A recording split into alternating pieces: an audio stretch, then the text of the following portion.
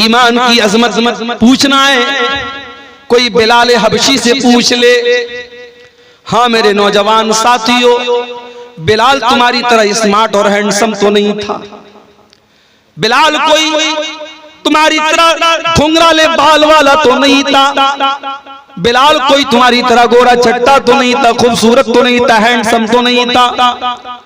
बिलाल तो हबशा का एक गुलाम था, काला कलूटा था। उसकी पूरी बॉडी काली थी, मगर उस काले सीने में जो दिल था, बिलाल के सीने में जो दिल था, वो दिल अल्लाह ताला की मोहब्बत से भरा हुआ था।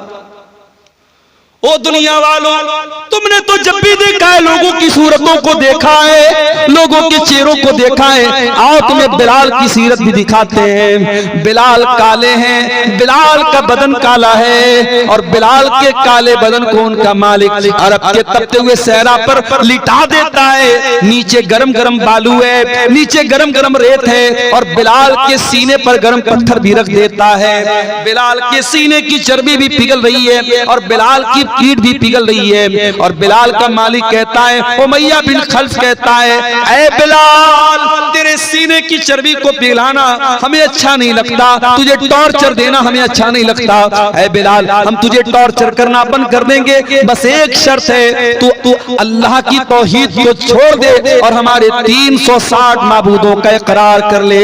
हमारे साथ तू भी शिर्क का नारा लगा दे और ला इलाहा इल्लल्लाह की आवाज तो निकालना बंद कर दे। बिलाल, हम तुझे तकलीफ देना छोड़ देंगे। बिलाल की जबान से आवाज नहीं निकल रही। बिलाल कुछ कहने की पोजीशन में नहीं है, मगर उस गर्म पत्थर के नीचे और उस तपते हुए सहरा में लेटे हुए बिलाल की जबान से एक लफ्ज सुनाई देता है। बिलाल कहते हैं, अहद अहद अहद, मैं जिस अल्लाह की इबादत करता हूँ वो एक है, वो यकता है, वो अकेला है। मैं एक अल्लाह की इबादत करने वाला हूँ। ऐ उमैया बिन खल्फ, तू लाख मेरे सीने पर गर्म पत्थर रख दे, तू लाख मेरे बदन की चमड़ी को जला डाले। ऐ उमैया बिन खल्फ, बिलाल अल्लाह ताला की तौहीद को छोड़ने वाला नहीं है। अहद अहद, मेरा अल्लाह एक है, मेरा माबूद एक है, मेरा रब एक है। ओ लोगों, इस्लाम वो नेमत है जिसकी हिफाजत की खातिर बिलाल के सीने की चर्बी पिघल गई, मगर बिलाल ने इस तौहीद को नहीं छोड़ा। ये शहादत गहे उल्फत पे कदम रखना है। लोग आसान समझते हैं मुसलमान, इस्लाम को जाना ही नहीं हमने। इस नेमत की कद्र कीमत को जानती अगर वो औरत, तो कभी मेरे प्यारे साथियों इस्लाम को छोड़ने की जुर्रत न करती। अरे इस्लाम तो वो नेमत है जिसको पाने के लिए सहाबे किराम ने सब कुछ कुर्बान कर दिया। इस्लाम तो इतनी बड़ी नेमत है। सुमैया बिन्त खय्यात को देखो, जवान बेटा सामने खड़ा हुआ है। अबू जहल कहता है, बूढ़ी माँ, ऐ सुमैया, तेरा जवान बेटा सामने खड़ा है, हम नहीं चाहते तुझे तेरे बेटे के सामने नंगा कर दे। ऐ सुमैया, तू इस्लाम को छोड़ दे वरना तेरे बेटे के सामने तुझे नंगा कर दे।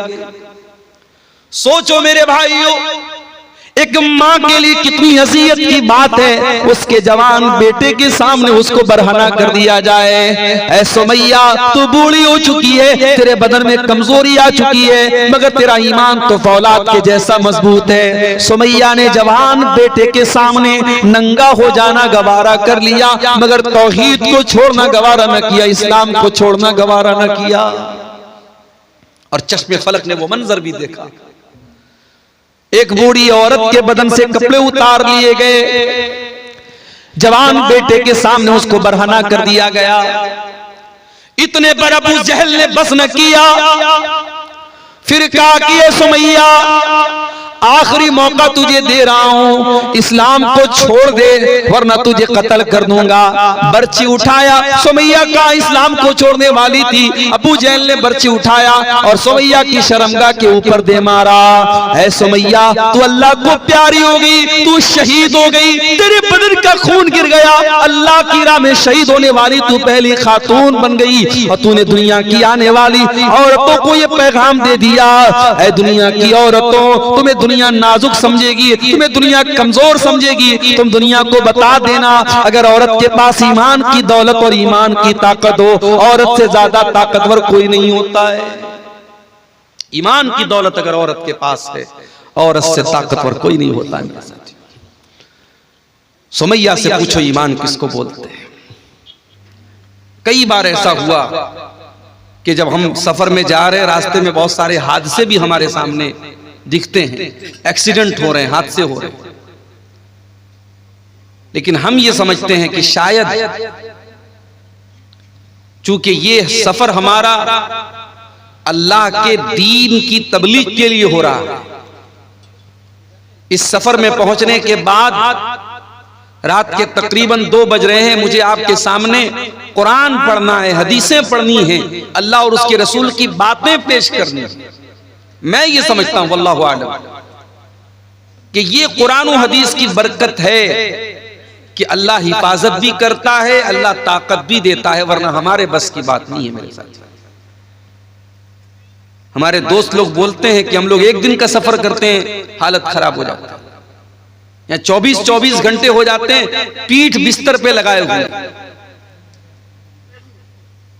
लेकिन अल्लाह तबारक व तआला से यही दुआ भी करते हैं कि जब तक जिसमें जान है, ताकत है, अल्लाह ताला कुछ काम अगर ले रहा है तो अल्लाह ताला इसको कबूल भी फरमा ले, और लोगों के दिलों में जो मोहब्बत है, अकीदत है, अल्लाह ताला इसको भी बरकरार रखे और आखिरत में इसको नजात का जरिया बना दे।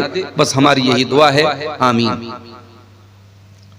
मेरे भाइयों, मुझसे पहले आपने मुख्तलिफ उलमा की तकरीरों को सुना।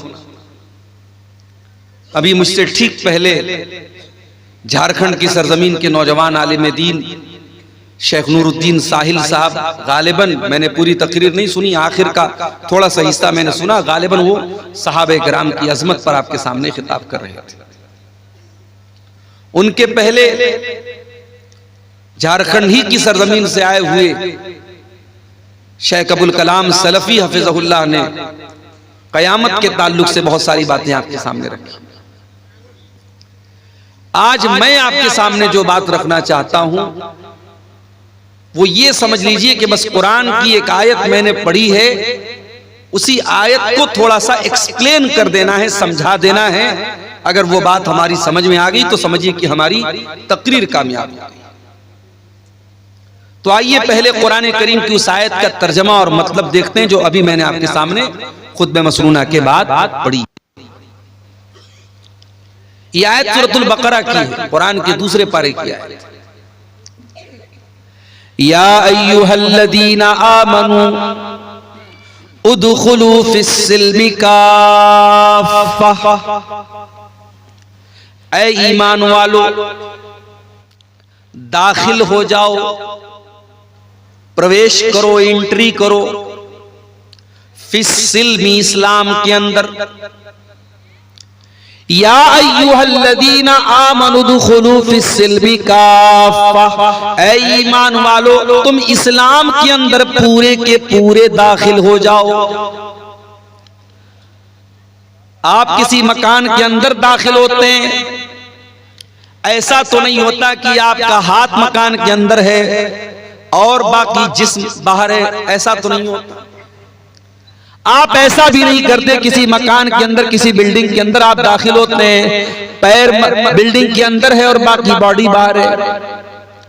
आप जब भी किसी मकान में प्रवेश करते हैं, किसी घर में दाखिल होते हैं, तो पूरे के पूरे दाखिल होते हैं।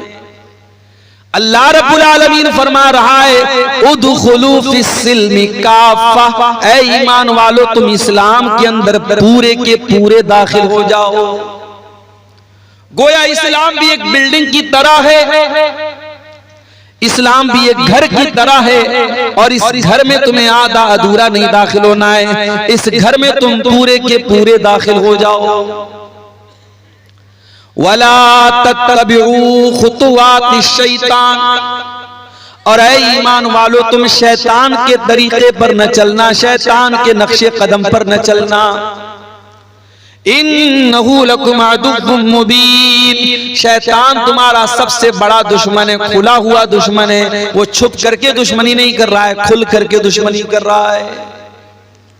भाई एक दुश्मन हमारा वो होता है, दुश्मन है लेकिन हमको मालूम नहीं, उससे बचना थोड़ा मुश्किल होता है।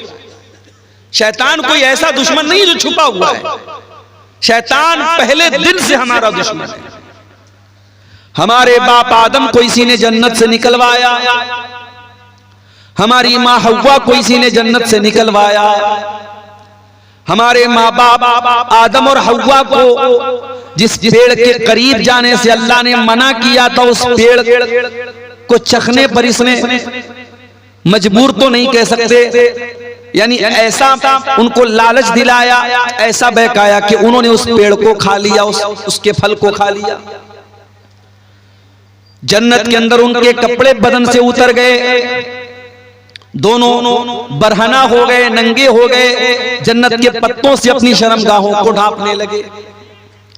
शैतान हमारे बाप आदम से लेकर के हमारी माँ हव्वा से लेकर के कयामत तक आने वाले हर इंसान का दुश्मन है, हर उस इंसान का दुश्मन है जो अल्लाह के रास्ते पर चलने वाला है, जो दीन के रास्ते पर चलने वाला है। शैतान का काम ही है हमको बहकाना।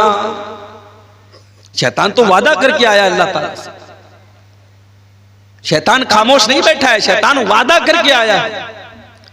सुम्मा लातियन्नहुम मिन बैनि अयदीहिम व मिन खल्फिहिम व अन अयमानिहिम व अन शमाइलिहिम व ला तजिदु अक्सरहुम शाकिरीन। आय अल्लाह, मैं तेरे ज्यादातर बंदों को बहकाऊंगा। आय अल्लाह, आगे से भी बहकाऊंगा, पीछे से भी बहकाऊंगा, दाएं तरफ से भी बहकाऊंगा, बाएं तरफ से भी बहकाऊंगा। आय अल्लाह, हर तरफ से तेरे बंदों को बहकाऊंगा। व ला तजिदु अक्सरहुम शाकिरीन, और तेरे ज्यादातर बंदे तेरे नाशुक्रे हो जाएंगे। नाशुक्रे हैं कि नहीं? बड़े बड़े पढ़े लिखे लोग हैं, काबिल लोग हैं, वेल एजुकेटेड है, वेल क्वालिफाइड हैं, सूरज के आगे हाथ जोड़ रहे हैं, चांद की इबादत कर रहे हैं, पेड़ की इबादत कर रहे हैं, नदी के आगे हाथ जोड़ रहे हैं, सांड को देख करके, गाय को देख करके उसके आगे हाथ जोड़ रहे हैं, गाय का पेशाब पी रहे हैं, गाय का गोबर खा रहे हैं। आपके गुवाहाटी के अंदर औरत की शर्मगाह की मूर्त बनी, उसकी इबादत हो रही है, शर्मगाह की पूजा, शर्मगाह की इबादत हो रही है। इससे बढ़ करके अल्लाह ताला की नाशुक्री क्या होगी? पैदा करने वाला अल्लाह, जिंदगी देने वाला अल्लाह, ऑक्सीजन चलाने वाला, ऑक्सीजन देने वाला अल्लाह, रोजी रोटी का मालिक अल्लाह, और अल्लाह की धरती पर रह करके अल्लाह की ऑक्सीजन में सांसें लेकर के इंसान शर्मगाह की इबादत कर रहा है। इससे बढ़ के नाशुक्री क्या होगी?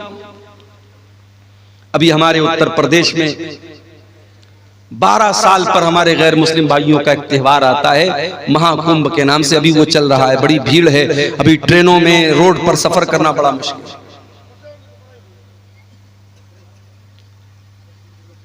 इलाहाबाद के अंदर, प्रयागराज के अंदर सारे देश भर से संत साधु आए हुए हैं, मीडिया वाले खूब कवरेज दे रहे हैं। उसमें ऐसे भी साधु लोग आते हैं, ऐसे भी बाबा लोग आते हैं। कोई 10 साल से अपना हाथ ऐसे उठाए हुए है और उसी को बहुत बड़ी इबादत समझ रहा है।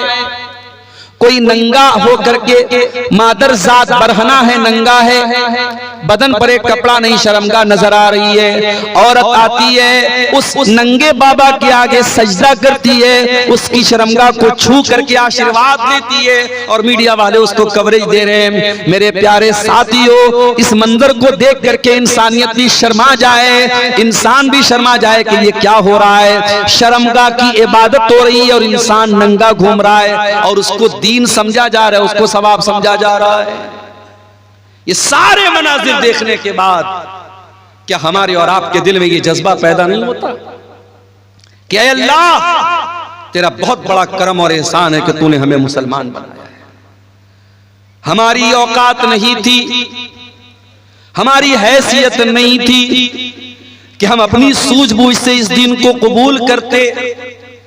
बड़े बड़े दानिश्वर, बड़े बड़े पढ़े लिखे बुद्धिजीवी लोग इसी मुल्क में रहते हैं, इस्लाम कबूल नहीं कर रहे हैं, तौहीद कबूल नहीं कर रहे हैं। ऐ अल्लाह, हम इस बात की गारंटी कैसे ले सकते थे? ये तो तेरा करम है, तूने हमें मुसलमान बनाया है। कभी गौर करना मेरे प्यारे साथ, हमारे अंदर कोई सुरखाब का पर लगा हुआ है? अल्लाह ने कौन सी ऐसी खास बात हमारे अंदर देखी, हमको मुसलमान बना दिया? ये बस उसका करम है, उसकी कृपा है, उसकी रहमत है, वरना हम किस लायक है मेरे प्यारे साथी। इसीलिए जन्नती जब जन्नत में जाएंगे तो क्या कहेंगे, वक़ालुल हम्दुलिल्लाहिल्लज़ी हदाना लिहाज़ा वमा कुन्ना लिनहतदिय लौला अन हदानल्लाह। आए अल्लाह, तेरा करम और तेरा शुक्र है, तूने हमको हिदायत की नेमत से नवाजा, इस्लाम की नेमत से नवाजा। आए अल्लाह, अगर तू हमको हिदायत न देता तो हमें ये हिदायत नहीं मिल सकती थी, हम इस हिदायत को नहीं पा सकते थे। आए अल्लाह, तेरा करम है कि तूने हमको हिदायत से नवाजा। ये अल्लाह का बहुत बड़ा एहसान है मेरे प्यारे साथी। इसीलिए पांचों टाइम की नमाज में हम बार बार अल्लाह ताला से क्या दुआ करते हैं, इहदिनस सिरातल मुस्तकीम। आय अल्लाह, तू सिरात मुस्तकीम पर हमको चलाना, अपने सीधे रास्ते पर चलाना, इस्लाम के ऊपर चलाना। सिरातल लज़ीना अनअमता अलैहिम।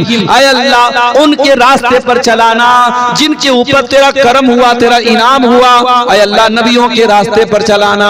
आय अल्लाह, सिद्दीकीन के रास्ते पर चलाना। आय अल्लाह, शुहदा के रास्ते पर चलाना। आय अल्लाह, सालिहीन के रास्ते पर चलाना। गैरिल मग़दूबि अलैहिम वलद्दाल्लीन। आय अल्लाह, उनके रास्ते पर तू न चलाना जिनके ऊपर तेरा गजब नाजिल हुआ, उनके रास्ते पर न चलाना जो भटक गए। आय अल्लाह, यहूद और नसारा के तरीके पर न चलाना। ये दुआ करते हैं हम सूरह फातिहा की शक्ल में, पांचों टाइम की नमाज में हर रकात में हम ये दुआ करते हैं कि इतनी बड़ी नेमत है मेरे प्यारे साथियों इस्लाम, कि इस नेमत को हम बार बार अल्लाह से। इसीलिए कुरान में हमको ये दुआ सिखाई गई, रब्बना ला तुज़िग़ क़ुलूबना बअद इज़ हदैतना व हब लना मिन लदुनका रहमह इन्नका अंतल वह्हाब। ईमान वाले ये दुआ करते हैं, ऐ परवरदिगार, जब तूने इस्लाम की नेमत से हमको नवाजा, जब तूने हिदायत की नेमत से हमको नवाजा, आए अल्लाह, दोबारा हमको भटकने न देना, गलत रास्ते पे जाने न देना, शिर्क के रास्ते पर जाने न देना, कुफ्र के रास्ते पर जाने न देना। आए अल्लाह, जब तूने हिदायत की नेमत से नवाजा तो फिर हमारे दिल की हिफाजत करना। इसी झारखंड की सरजमीन पर रांची बहुत मशहूर शहर है, झारखंड कैपिटल है आपके स्टेट की। नुसरत जहां नाम की एक लड़की, पांचों टाइम की नमाजी, रोजेदार, उलमा के बयान सुनने वाली, एक दीनी बैकग्राउंड, एक रिलीजियस बैकग्राउंड से ताल्लुक रखने वाली लड़की मुर्तद हो जाती है और नुसरत जहां से निशा सिंह बन जाती है। कभी आपने सोचा कि ये वाकयात क्यों हो रहे हैं? आपके लिए तो एक न्यूज है साहब, अखबार में खबर आ गई, हमने एक न्यूज की तरह, एक समाचार की तरह सुन लिया। माफ करना मेरे प्यारे भाइयों, अगर आपकी कौम की कोई लड़की निशा सिंह बन रही है नुसरत जहां से, तो पूरी कौम के लिए सोचने का मकाम है। पूरी कौम के चेहरे के ऊपर बहुत बड़ा थप्पड़ है कि आप अपने दीन की अहमियत भी अपनी कौम की बच्चियों को न बता सके। ओ साल में एक बार जलसा करा करके अपनी लड़कियों को दीन सुनाने वालों, तुम्हारी बेटियां अगर दीन की अहमियत को जानती, अगर इस्लाम की नेमत को जानती, तो कोई नुसरत जहां आज निशा सिंह न बनती।